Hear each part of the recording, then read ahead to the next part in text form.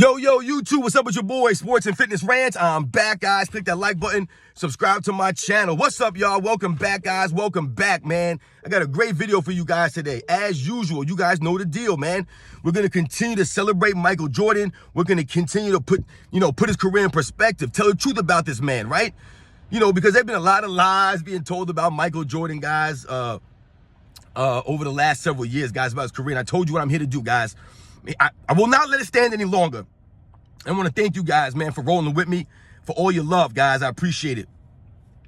And in this video, I want to speak about something, and I've touched on this in past videos, but I've heard this over the last several years. It's become more recently, right, with this new age of fans, with the new age of the NBA, with the new age of the world, social media, right? And that's that Michael Jordan didn't really have the pressure of playing during the social media age, the quote-unquote social media age.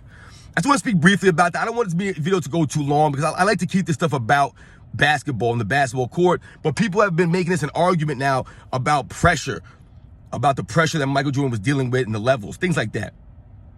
But you guys know what to do. Turn the volume all the way up, guys. Hit that play button. Listen to my voice. Listen to the information I have for you guys, man. Remember, these videos are for educational purposes. And let's roll. So yes, I know you guys have probably heard that before, that Michael Jordan didn't have to play in the quote-unquote social media age, the social media era. And they try to equate that to him not having to deal with pressure or that kind of pressure.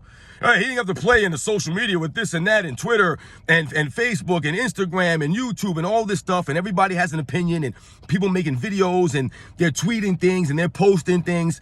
He didn't have to deal with that. And they try, like I said, they try to somehow equate that to the level of pressure that he had or didn't have. Guys, listen. When we talk about Michael Jordan, let's just focus on Michael Jordan specifically, right, guys? And we talk about pressure. Number one, we have to understand something. No one was ever going to put more pressure on Michael Jordan than he put on himself, right? No, even if he played in this era, no fan on Instagram or no YouTube channel, no podcast. None of that stuff would put the pressure on Michael Jordan more than he put on himself already. So let's just get that out the way, number one, from the top, right? We all understand that about Michael Jordan, his personality, right? So when we talk about pressure, let's understand something and understand where Michael Jordan put pressure on himself to no level like we've ever heard of. That's why he was so competitive. The pressure to be a great winner, to be great. But when people talk about pressure and they talk about social media, they speak as if almost Michael Jordan was just walking around wherever he wanted to go. He could do no wrong on the basketball court. He never got any backlash, any criticism. And if you were around back then following the Chicago Bulls, the funny thing about the quote-unquote media back then was that they were everywhere. Everywhere. Michael Jordan, even to this day, cannot walk down the street. But in the 90s, guys, there's been no athlete in the history of the world, guys. No athlete in the history of the world. I don't care about a soccer player. I don't want to hear that. There's been no athlete in the history of the world to match what Michael Jordan was as a celebrity in the 90s. Remember how big he was, or think about how big he was without social media. That's what people forget and don't think about. He was that big and that famous without the help of social media, which helps these guys immensely to get their image out, their product out, whoever they are, get it out across the masses. Michael Jordan made his name off the eyes, off of the word of mouth of the people, the newspapers, the press, the actual reporters, the guys who were there swarming Michael Jordan at his locker. How many times have you guys seen a video of Michael Jordan talking at his locker and the man can't move an inch? Literally cameras and microphones all in his face, trying to get a soundbite of what Michael Jordan is saying. This was every single day, guys. This is his life. This was his life. So when people talk about he didn't have the pressure of social media, it's insane when they try to make it seem as if he had no social media or no media, no pressure.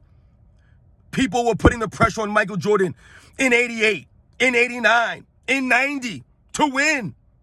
He was averaging 37 points a game, 35 points a game, being mentioned with Will Chamberlain. People wanted to know when he was going to win. He had pressure. The media back then, these guys were masters. There were legends in the media back then, guys. Masters. Guys like Peter Vesey. These guys were masters. Marv Albert. Bob Costas. These legendary announcers. All these people in the media. These guys knew how to question these guys at their lockers. They would ask them tricky questions. They would try to trip these guys up. I've talked about this in other videos.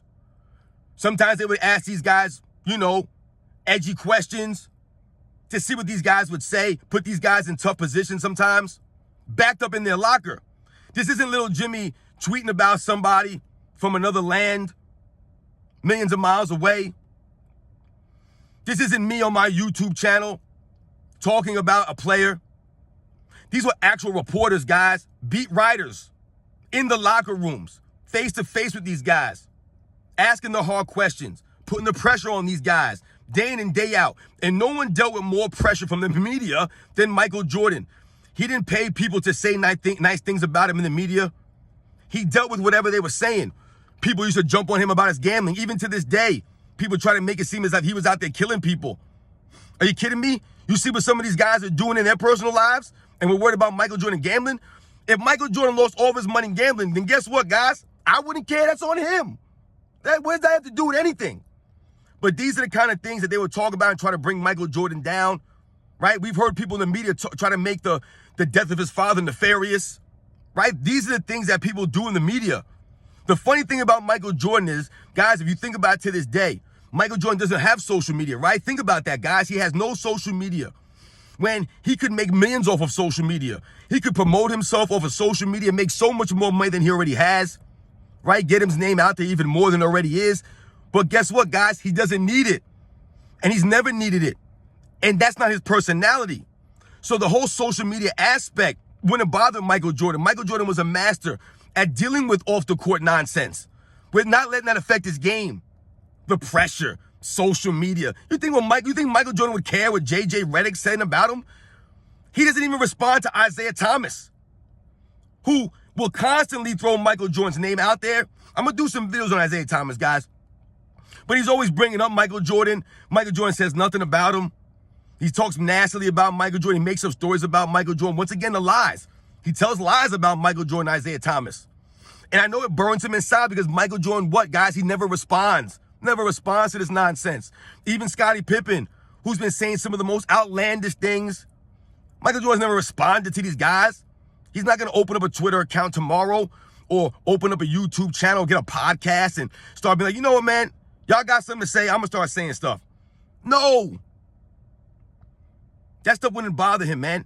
These guys in this era, they're sensitive to the social media. Just because it bothers your favorite player or bothers some of these guys today does not mean it would affect someone like a Michael Jordan to play in this age.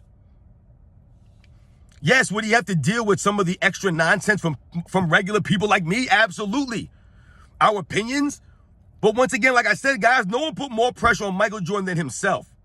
And the fact that he doesn't have social media to this day is you can just see the validity in that statement, guys, right? He is not worried about this stuff. He doesn't need to quote unquote defend himself or defend his legacy or his greatness, which is why people continue to support Michael Jordan. People continue to buy his products, all of that stuff, because we respect him and what he represented on the basketball court. And he's above this petty back and forth nonsense. And he doesn't have to worry about social media. That would never affect Michael Jordan like that, guys. So when people try to make that argument or try to make it seem as if Michael Jordan had to deal with pressure or that this would somehow make it harder for him to perform if he had to deal with all this social media stuff. I mean, look at all the excuses that the media makes for these guys now. The media actually helps the players today, whereas the reporters back in the day were harsh. I tell you guys, I grew up in New York. The New York media, they're brutal. The Chicago media, they're brutal. LA media, these big cities, Boston, they're brutal, these medias. Right?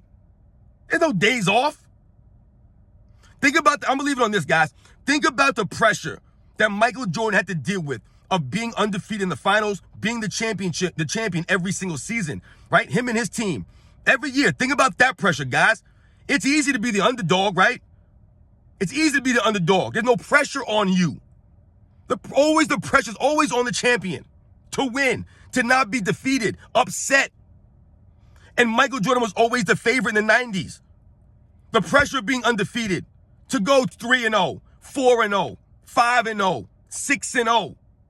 Knowing in his mind that he really wanted to go out on his sword, he really wanted to lose. But the man never did. Think about that pressure, guys. Always being the favorite, the quote-unquote favorite. Right? They'll always tell you that. Michael Jordan was always the favorite. They'll say that even though he always wasn't. We know that. But when you're the champion, guys, that's a lot of pressure.